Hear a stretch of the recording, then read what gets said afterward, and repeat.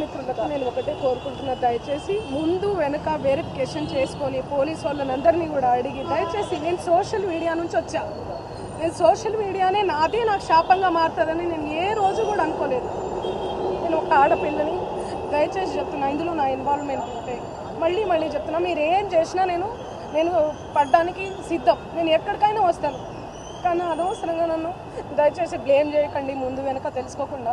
ఇందులో నా ఇన్వాల్వ్మెంట్ 1% కాదు కదా, 0% కూడా లేదు. ఆయన జస్ట్ ఫేమస్ అవ్వడం కోసమే నాతో మాట్లాడి వాళ్ళు ఈ దందా నడిపిస్తున్నారంట. వాళ్ళందరూ కూడా బాలాజీ నాయక్, మధు నాయక్, ఇంకెవరెవరో, హేమకాంత్ రెడ్డి, ఇంకోరు ఎవరెవరో ఉన్నారు. వాళ్ళంతా గొలుసు కట్టులా ఉన్నారు. వాళ్ళు నాకు అసలు తెలీదు.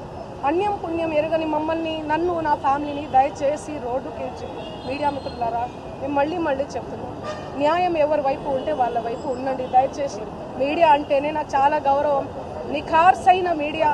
దయచేసి చెప్తున్నా, మళ్ళీ చెప్తున్నా, వాస్తవాలు చెప్పండి, అవాస్తవాలు వద్దు.